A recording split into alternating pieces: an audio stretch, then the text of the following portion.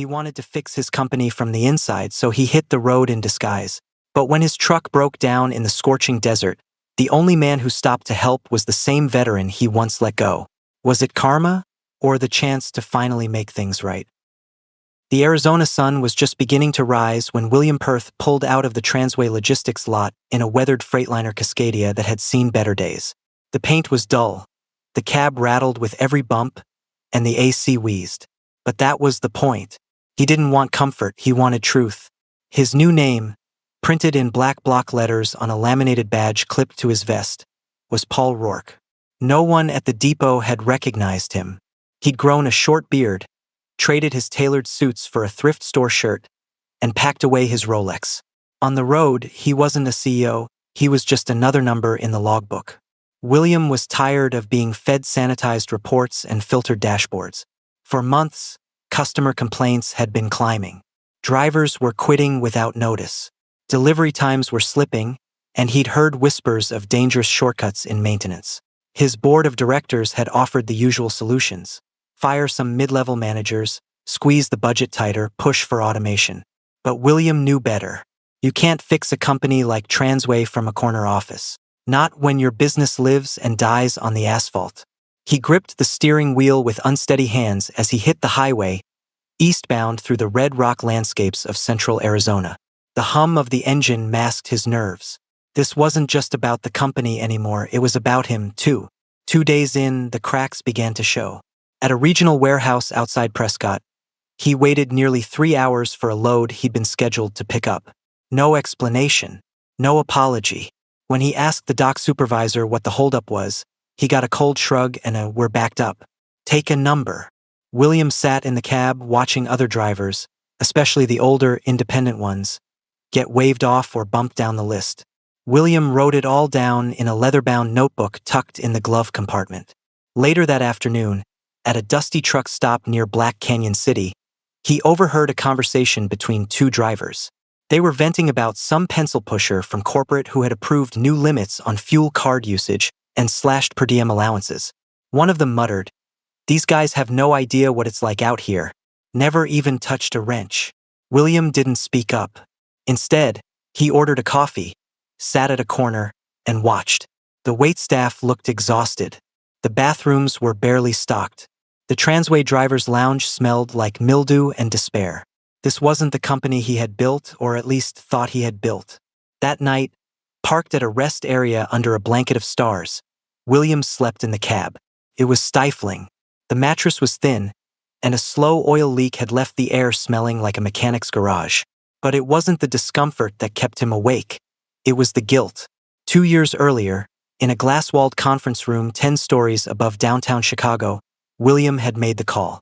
A wave of layoffs, mostly veterans, older drivers, and union holdouts. His COO had argued it was necessary. "These guys are too slow. We can hire 2 rookies for the price of one of them." His mind drifted back to that boardroom in Chicago 2 years earlier. Floor-to-ceiling glass, polished wood, and the dull hum of executives discussing necessary reductions. They spoke of drivers like outdated parts to be swapped for cheaper replacements, especially veterans, union members, and those who dared to question policies. When the COO declared, "These guys are too slow, too expensive," William nodded along with the room. Now, he wondered how many lives he'd derailed with that single gesture. By the end of the week, William had traveled over 1,200 miles. He'd experienced backlogged warehouses, rude dispatchers, broken equipment, and truck stops so run down they felt like forgotten outposts from another era. But the real revelation wasn't in the logistics, it was in the faces. He saw men and women pushing through 12-hour drives with stiff joints and aching backs. He saw drivers helping each other patch tires with duct tape and prayer. He saw fatigue behind every wheel, and pride too. Not in the company, but in each other. On day 8, the desert stretched wide and merciless before him, and the truck began to rattle in a new way. William tapped the dash. The engine temperature was climbing. He was 40 miles from the next major stop. No shade, no trees, just heat, road, and regret. The air conditioning sputtered once, then gave out completely. Within minutes, sweat soaked through his shirt. The steering wheel burned his palms. The truck shuddered and died. William stepped out into the silence, the asphalt radiating up through his boots. The horizon rippled like water. No traffic in sight. He leaned against the cab, dizzy from heat and dehydration.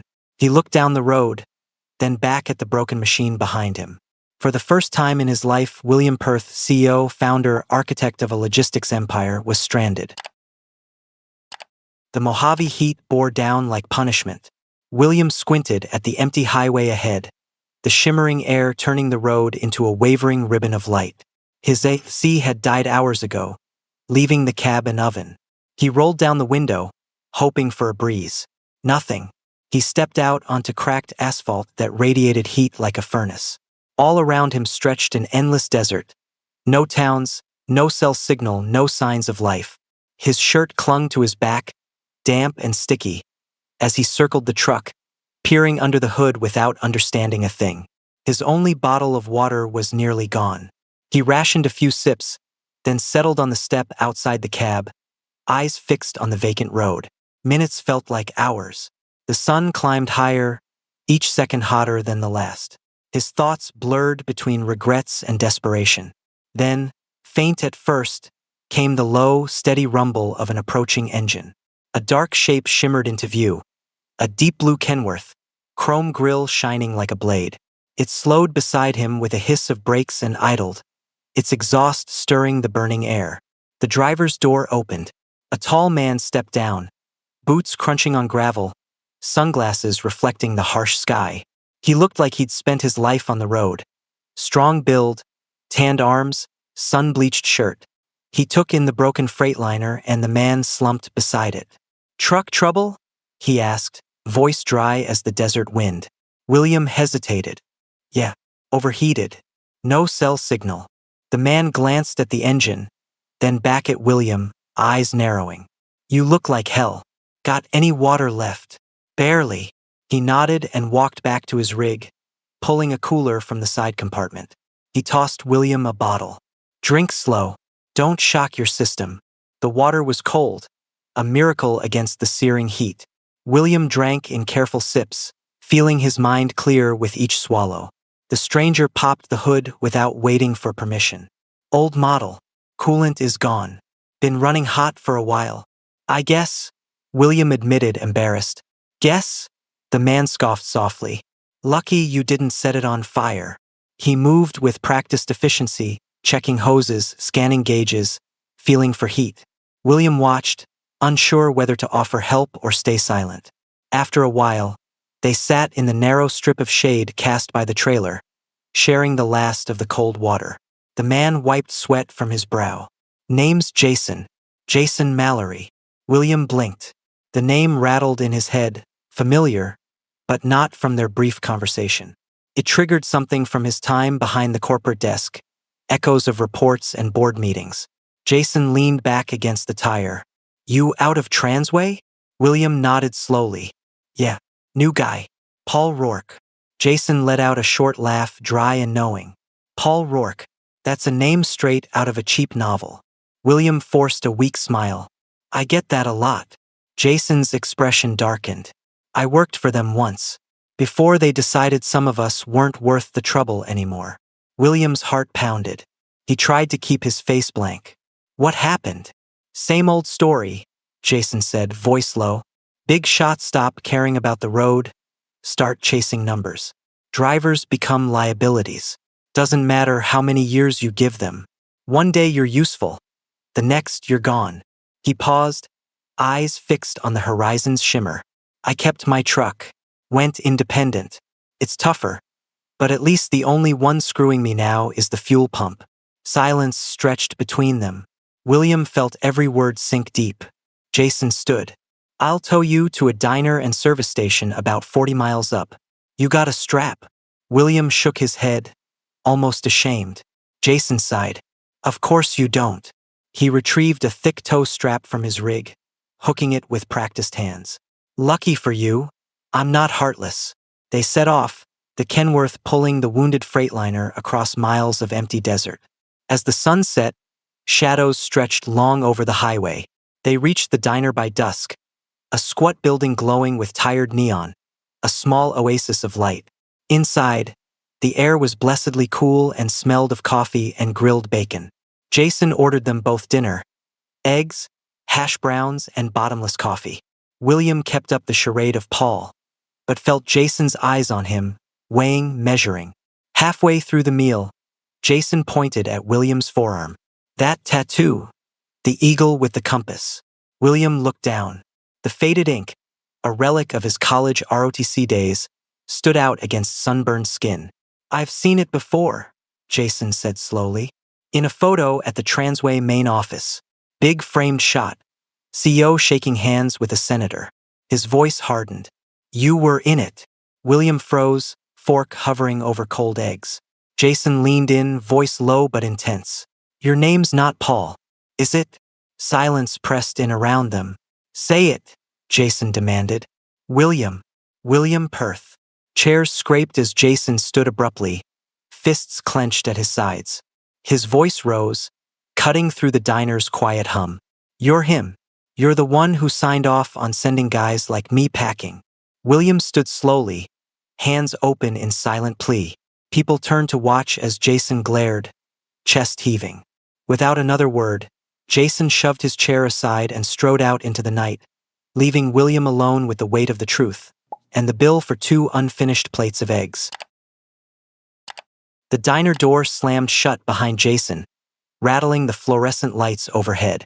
William stood alone in the hush that followed, feeling every eye in the room shift to him. Whispers swirled, but he ignored them, forcing himself to breathe as he stepped outside into the night's cooler air. Jason waited beside his Kenworth, arms folded, eyes like steel. "So what's your plan, William? Dress up like a driver, play hero, then go back to your office and pretend you care?" William stopped a few feet away, his voice quiet but steady. "I came because something felt wrong. I saw complaints, rising costs, late shipments, and I didn't want to keep hiding behind spreadsheets." Jason scoffed. "So you threw on a second-hand shirt and thought you'd understand the lives you helped ruin?" William hesitated, shame tightening his chest. "I thought I knew this company, but I let people I trusted make the wrong calls, and I signed off without questioning. That's on me." Jason's jaw flexed. For a moment, silence hung between them. Then he turned abruptly, climbed into his cab, and leaned over to pop the passenger door open. "Get in," he growled. They drove for nearly an hour under a moonlit sky, the Kenworth's engine humming low. Neither spoke, the silence thick with unasked questions and raw tension. Finally, they pulled into an old truck stop at the edge of the state line. Rusted pumps sat abandoned. A battered sign buzzed with dying neon. Inside the diner, the smell of stale coffee and old grease clung to the cracked booths. They sat across from each other, the weight of unspoken truths filling the air. Jason broke first. "You know what I tried to do after the layoffs? I built a program to train vets to drive, help them find a purpose again. I raised money, got Transway to match donations. For a while, it worked." William leaned in, listening as Jason's voice hardened. "Then one day I was off the schedule. Just like that, my calls went unanswered. The training collapsed. Guys I promised help were left with nothing." William looked down at his hands. "That wasn't just budget cuts. Someone wanted you out." Jason's eyes burned. "After I left, trucks in my old routes started breaking down more often. Maintenance logs disappeared. Inventory vanished. Dispatchers told me the same name over and over: Daryl Knox." William's stomach twisted. "Knox. He's been with Transway since the early days. Rose up from driver to regional manager." Jason nodded grimly. "He's good at hiding it, but word on the road is he's been skimming repair budgets, taking kickbacks, and running unlogged shipments. When I started asking questions, I became a threat." William pulled his worn notebook from his jacket and slid it across the table. Jason flipped through pages of dates, locations, and breakdown reports, eyes narrowing with each entry. "You've been tracking all this?" Jason asked, voice low. "Trying to find the truth," William replied. "To see where I failed." Jason tapped several entries. "These depots, every one under Knox's control. He's orchestrating these failures, using them to cover his theft. William's chest tightened as the pieces clicked together. The delays weren't random. They were planned. Sabotage to hide stolen cargo. Jason exhaled, face grim. And now that Knox knows you're on the road, he'll send someone to finish this. As if on cue, a sudden crash split the air. A rock smashed through the diner's window, glass spraying across the floor. Both men hit the ground as a black SUV rolled into the lot, headlights glaring through the gaping hole. "Time to move," Jason barked, grabbing William by the arm. They scrambled through the kitchen, pans clattering as they shoved past the startled cook, and burst into the narrow alley behind the building. Jason's Kenworth waited at the end of the lot, its polished grille gleaming in the moonlight. They sprinted across gravel as a shout rang out behind them. A gunshot cracked, a bullet slamming into a metal trash bin inches from William's leg. They dove into the cab. Jason slammed the door, fired up the engine, and threw the truck into gear. Tires screeched as the Kenworth lunged forward. The SUV swung around the diner, headlights sweeping wildly. Another shot punched through the trailer's side, spraying splinters of wood. "Who are they?" William shouted, bracing against the dashboard as the truck jolted onto the service road. "Knox's enforcers," Jason growled, eyes hard. "They're here to make sure we don't talk." The Kenworth thundered down the cracked road, dust billowing behind them. The SUV roared in pursuit, high beams dancing across the trailer. Jason wrenched the wheel, veering onto an overgrown dirt track lined with scrubby mesquite. Branches slapped against the trailer, sparks flashing in the dark. "Are you insane?" William shouted, white-knuckling the door handle. "Better insane than dead," Jason shot back, switching off the headlights. The truck barreled through the night, guided only by pale moonlight and Jason's memory. Behind them, the SUV hit a deep rut and fishtailed, tires screeching. A heartbeat later, a crash echoed through the desert, the SUV slamming into a stand of twisted trees. Jason kept the truck moving for several minutes before easing to a stop near a dry wash. The engine ticked as it cooled, silence settling over the dusty night. Breathing hard, William turned to Jason. "You saved my life." Jason stared into the darkness. "Then let's make it worth something.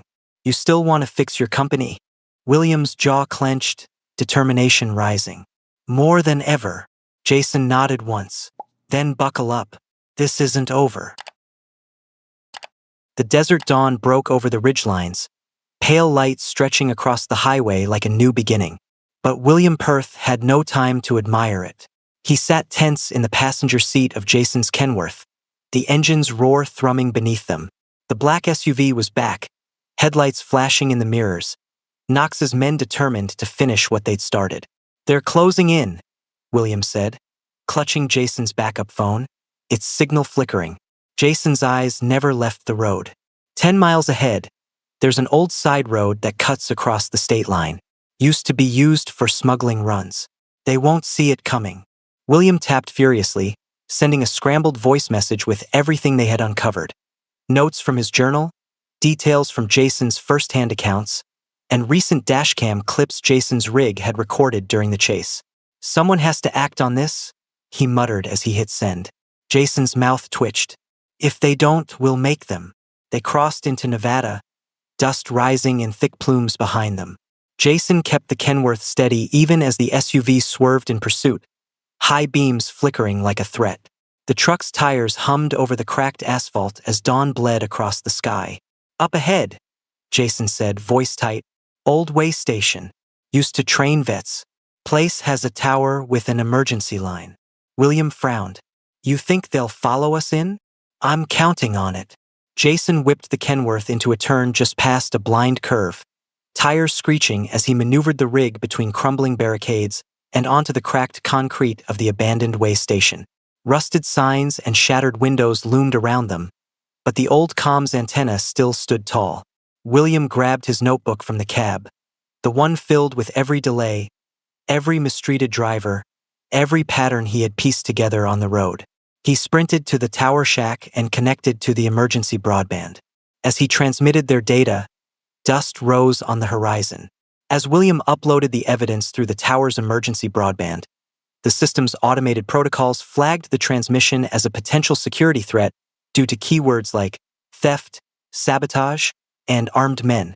Within moments, the alert triggered a priority dispatch to local law enforcement, relaying their coordinates along with a brief summary of the flagged content.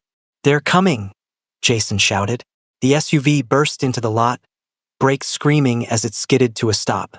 Two men in dark jackets jumped out, weapons glinting in the morning light. Jason stepped out from behind the Kenworth, hands raised but eyes calm. "Lost boys?" he called, voice sharp. They hesitated. Then William emerged beside him, holding up the notebook like a shield.